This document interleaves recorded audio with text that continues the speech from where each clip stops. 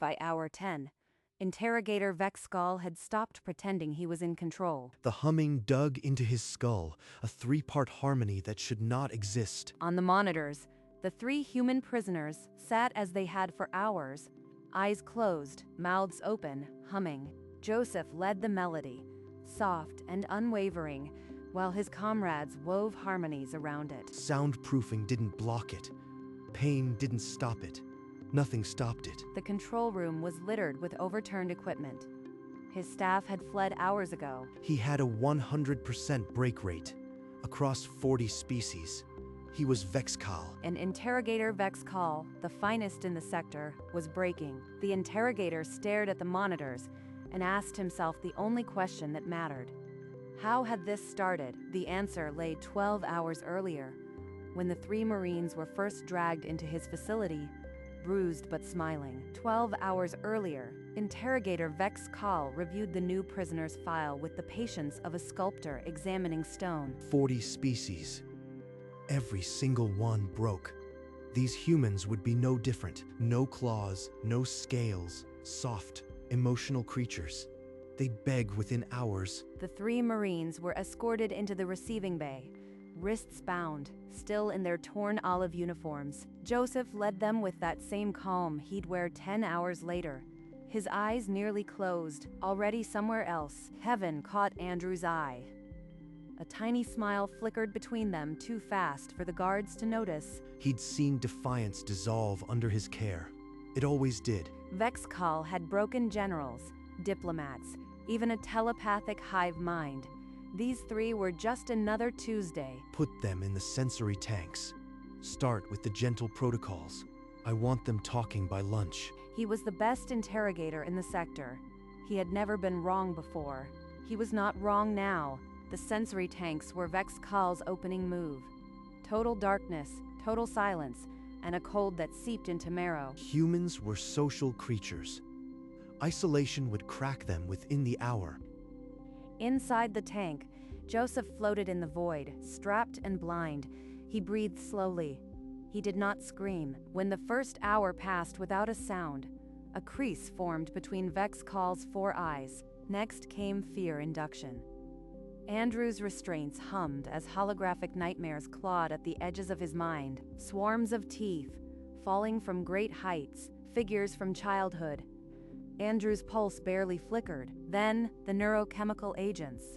Kevin's veins burned with synthesized terror. His fingers twitched, but his jaw remained set. Vexkal cycled through every protocol. Deprivation, induction, high concentration agents. Nothing produced a whimper. They should be sobbing by now. Why are they not sobbing? Triple the dosage. Add the resonance dislocators. I want them broken before the next cycle. The resonance dislocators sent fresh agony through their nerves, and then something else rose. Not yet. Not yet. But almost time. On the monitor, Vexkal saw Joseph's lips move. A sound came through the pickup, low and steady. Andrew's eyes opened a slit. He caught the note and lifted it a third higher. Harmony. Kevin's chest rumbled beneath the straps. The bass line, deep as earth. Now 3 voices locked into a single weave. He recognized the pattern. Not random noise. Deliberated. Coordinated. A melody. Vexkal slammed the console, driving the torture intensity to maximum. Current seared nerves. The humming didn't waver. Drown them in white noise. Overload the neural pathways. Through the speakers, the humming only grew clearer. A folk song from a world that had never known this room. He had broken generals. He had broken telepaths. He could not break a tune. Vexkal ordered the neural dislocators pushed past safety limits. The Marines' bodies seized. Their hum continued in perfect time. Then direct cortical stimulation. Electrodes flared against their scalps. Kevin's bass note never wavered, the melody swirling above it like a promise. A resistance trance. Humans called it stubbornness. He had broken stubborn species before. He ordered the maximum pain protocol. Their vitals spiked. The humming only grew warmer. Why won't it stop?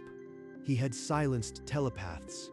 Why did 3 voices feel like they were inside his own skull? On the secondary monitor, a technician rubbed his temples. The pressure behind his eyes had no medical explanation. Vexcal noticed the gesture, but dismissed it. Fatigue. The staff had been working a double cycle. He ran a full diagnostic. Soundproofing optimal. Neural dampeners at max. The tune still found cracks. The melody seeped through sealed doors, through neural dampeners, into the corridor beyond, and for the first time, Vexcal heard it, not through the speakers, but from the guard station down the hall. Vexcal stepped out of the control room. In the corridor, a 3-eyed guard leaned against the wall, humming the tune. That was Joseph's melody. Exact pitch, exact rhythm. The guard had never heard the prisoners. You, stop that immediately. What are you doing? The guard blinked, as if emerging from a dream. His mouth still moved for a moment before he could stop it. He didn't know he was doing it. The tune had infected him like a reflex. He went down the hall and found 3 more staff, clustered near the break room, humming the same 3-part harmony. Their eyes were unfocused. One technician wept silently, not knowing why, still humming. A psychological virus. The humans were not resisting torture. They were broadcasting something. He could order them sedated, replace the entire staff, but the tune would still be there, inside his own head now. This was not endurance. This was counterattack, and he had no defense against a song. Hour 7. Vexcal found Junior Interrogator Zix on the floor of the secondary monitoring bay. Back against the wall, 3 eyes streaming. Zix was his most promising student, cold as vacuum. Now his shoulders heaved with a sound that was not crying, but keening. Zix, status. What is wrong? I can't. The song, sir. It hurts. Not my body. Something else. Vexcal crouched. He could feel it too now. A hitch in his own breathing. A thickness in the throat that had no cause. This was not chemical. His own emotional filters were collapsing. The melody seemed to change, deeper, a longing that pulled at the chest. Vexcal's eyes burned. He was a professional interrogator. He did not feel the pain of prisoners, yet his hands trembled. Make it stop. The feeling, please. He didn't know how. The feeling was the weapon, and he had never trained for a weapon you couldn't fight. Hour 8. Vexcal pushed the neural dampeners past their safety limits and flooded the facility with white noise. The tune should be scrambled beyond recognition, yet it echoes deeper than any speaker could reach. He injected himself with cognitive suppressants, the same drugs that numbed interrogators to their subjects' suffering. Instead, a wave of warmth flooded his chest. Foreign, deliberate, and completely calm on the monitor. Joseph smiled faintly. Vexcal felt the edges of that smile tug at his own face without his permission. He was not feeling their pain. He was feeling their defiance, and it tasted like joy. He ran every security scan. No known tech, no neural broadcasters, just 3 humans humming a folk song. A biological weapon, one that hijacks emotions. They're not resisting, they're converting. His hands shook harder. He was losing, and the song was winning. He had to stop the music before there was nothing left of Vexcal to stop it. Hour 11. Vexcal entered the interrogation chamber. His uniform was wrinkled, his 4 eyes rimmed red. I am asking, professionally, as one interrogator to another, stop the song. Joseph opened his eyes. The calm there was absolute. A faint smile crossed his bruised lips. We've got another one, boys. The melody shifted. A new song, brighter and more relentless, rose from the 3 of them. They had more. This was not their only weapon. They had an arsenal of joy. Andrew's harmony soared. Kevin's bass anchored it. The tune was a living thing, wrapping around Vexcal's chest. He had come to plead, and they had answered with another song. He was not the interrogator anymore. He walked out of the chamber, but the music walked with him, digging deeper than any probe ever could. In the hallway, he slid down the wall, hands pressed over his ear holes. The song was inside him now. Hour 14. Vexcall rose from the hallway floor, his cheeks wet with tears he could no longer control. The song had hollowed him out, but in its echo, there was only one path left. He entered the chamber. Joseph, Andrew, Kevin still hummed, eyes closed, peaceful as morning, without a word. Vexcall knelt and unlocked Joseph's restraints, then Andrew's, then Kevin's. The humming stopped. The three Marines stood, rubbing their wrists.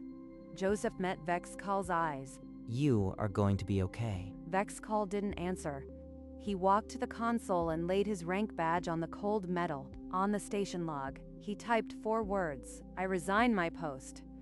Then he shut down the terminal. The Marines walked out of the facility, past Zix and the weeping guards, into the cold night. No one raised a hand. Behind them, the interrogation unit that had never failed was silent, save for the lingering hum of a human folk song. When Commander Kor received Vexcall's report, he read it 3 times before believing a word. 3 humans humming. They broke my best interrogator with a lullaby. The Marines were detained in a medical bay, not as prisoners but as anomalies. They didn't resist. We'll cooperate. You'll find nothing. Full spectrum scans revealed no foreign tech, no chemicals, no neural implants. The Marines were clean, but the staff who had been near the humming showed something else. A synchronized neural signature that shouldn't exist. Brain scans of the affected staff lit up in blazing colors, emotional centers pulsing in perfect synchronization with the recorded hum. You are telling me that song physically rewired their brains? A weapon without a trigger. He'd seen bioweapons, but this was something else. Commander Kor activated the highest security protocols. The Coalition now had a mystery and a potential weapon. Dr. Valara was given the case. She specialized in xeno-neurological anomalies that no one else could explain. If the report was accurate, this was the discovery of the century, or a disaster. She set up a sealed test chamber. The 3 Marines agreed to hum again, curious themselves. Alien volunteers, screened for stability, sat in a monitoring ring. Valara watched the live brain scans. The moment the humming started, the alien brains lit up like a constellation. Emotional centers flared in perfect synchrony. Not just emotional response. Their neural patterns were mirroring the humans exactly. The resonance was involuntary, cascading through every species present. No filters could block it. It's not a weapon, it's a bridge. They're empathetically linking. She ran the experiment 5 times. Each time the same surge of shared feeling. Joy, sorrow, warmth. Dr. Valara stared at the results and knew the Coalition would never see it as a bridge. Valara summoned volunteers from 27 Coalition species. One by one, they listened to the recorded harmonies. The scaled Krelf sobbed. The gasiform Ulians condensed with grief. Even the emotionless Athoke trembled. The response charts were unanimous. Every species showed a massive neural spike at human vocal harmony, mirroring the singer's emotional state. A universal vulnerability. No defense. No species immune except those with fundamentally divergent neural pathways. She compiled the data into a report that ran for 200 pages. The summary was a single line. She delivered it to Commander Kor personally. His gray face turned grave as he read. You are telling me a folk song could dismantle our entire interrogation network? Not just interrogation. Any group of humans humming could flood any alien mind with overwhelming empathy. There is no known countermeasure. Kor's hands, which had never trembled in 40 years of command, flattened against the table. The report was forwarded to the Coalition Security Council. The weapon was real. The question was what to do with it. The Security Council chamber erupted. Commander Kor stood at the center, Valera's report glowing on every screen. A red-scaled delegate pounded the table. Shouting the human song was a weapon that could sway negotiations. Another, feathered, argued banning culture would be a diplomatic disaster, targeting art itself. The argument circled for hours. Some called for control, others for study. The phrase psychological contagion hung in the air. A commander banning folk songs. History would laugh. but he had to protect the coalition. A preliminary motion to classify group singing as a security threat passed by a slim margin. The ban draft began. I am not here to judge morality. I protect the coalition until we have a defense. We must restrict. Delegates wept as they voted. They were banning music because it made them feel too much. The final resolution would take days, but Kor knew the path was set now. The coalition had chosen fear over feeling. Human folk music was about to become contraband. 3 days later, Commander Kor stood before the coalition's symbol and a sea of hollow cameras. By order of the Coalition Security Council, human group singing is henceforth classified as a psychological weapon. The ban scrolled across holographic screens in every public square. He had banned a melody. The most devastating weapon was also the most beautiful. The resolution outlawed not just humming, but any group vocalization of human origin. Effective immediately. Possession, performance, or distribution of human folk music is a coalition offense. On Earth, governments protested, but the coalition's reach was long, and the ban was law. The 3 Marines were released from medical custody.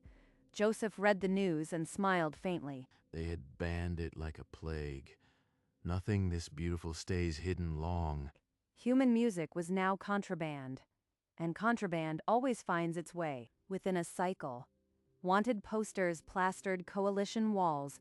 Human musicians, now the galaxy's most dangerous criminals. News feeds screamed of the black market boom.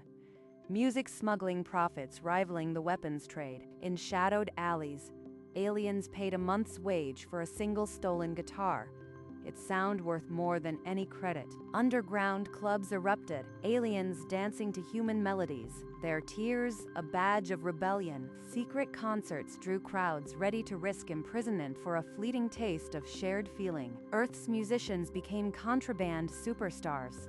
Their names whispered like legends in every starport. Coalition enforcement crumbled. Music slipped through every blockade, invisible and unstoppable as a thought. Clubs played looped recordings.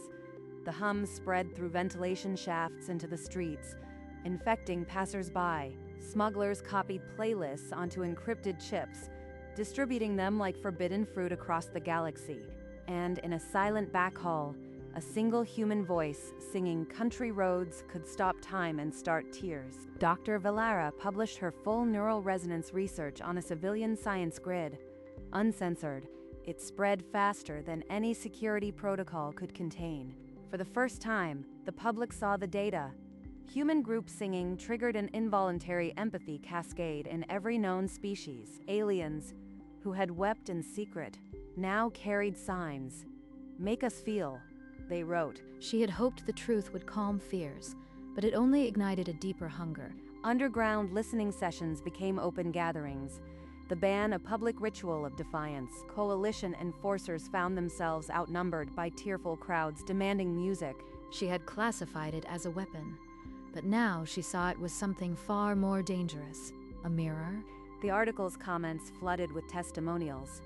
I felt joy for the first time. I understood grief. The ban stood on paper, but in hearts it had already fallen. Years later, Joseph walked into a coalition spaceport, an old guitar case swinging at his side. He chose a spot near the docking bay, where the announcements echoed and travelers hurried past. He opened the case, revealing a battered acoustic guitar, its wood still holding warmth. He set a handwritten sign against the case. "Donations, welcome." His fingers found the tuning pegs, a slow, deliberate ritual, older than any war. Aliens passing by glanced at the instrument, some with recognition, some with suspicion. A small group stopped at the edge, whispering, a mix of fear and longing in their eyes. Joseph sat still, eyes closed, not yet playing, drawing the crowd with patience alone. A small alien child tugged at a parent's sleeve, pointing, pulling them closer. The semicircle thickened, a dozen alien eyes fixed on the silent guitar. Joseph opened his eyes. Joseph's fingers found the first chord. A soft G major bloomed into the spaceport air, and time stopped. He sang the opening line, voice steady and worn.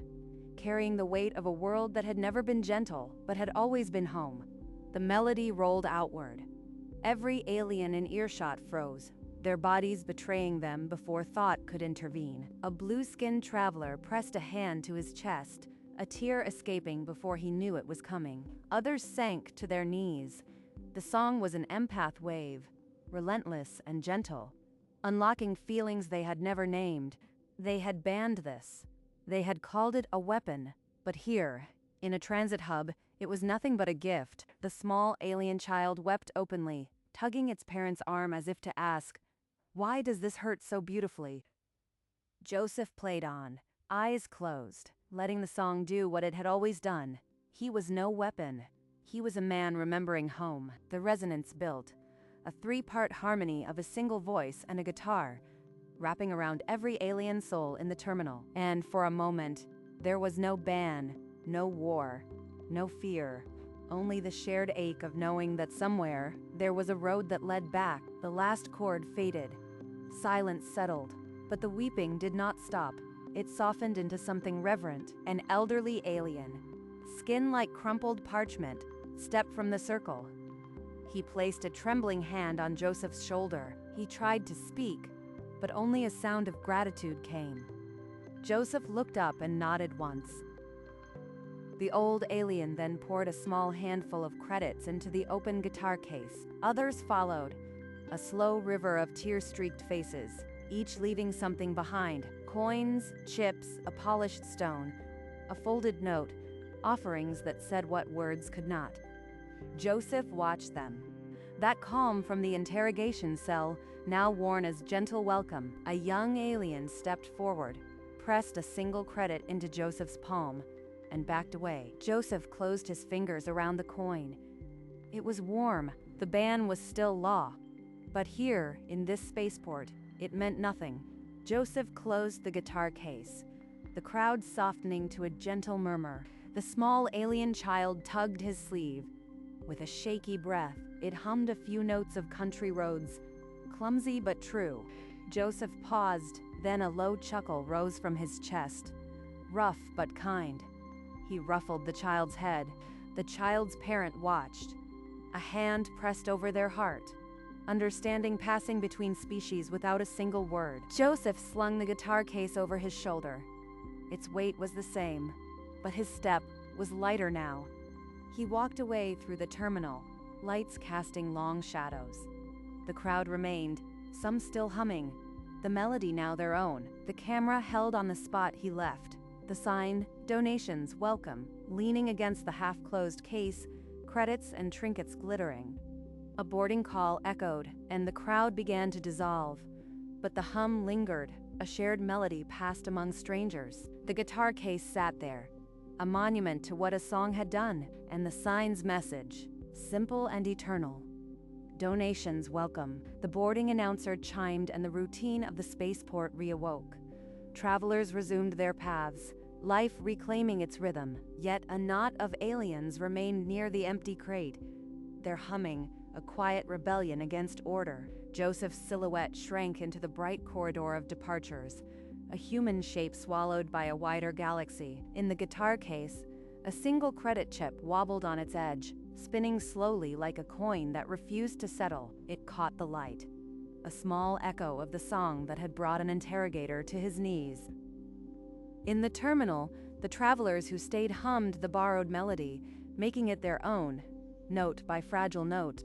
Joseph's face, now miles away, held the same gentle patience it had in the interrogation cell. The sign still leaned against the case. "Donations, welcome." A simple offer, unchanged by law or fear. They had outlawed human music. They had never understood that you cannot outlaw a feeling. And somewhere, in 100 stars, someone was humming,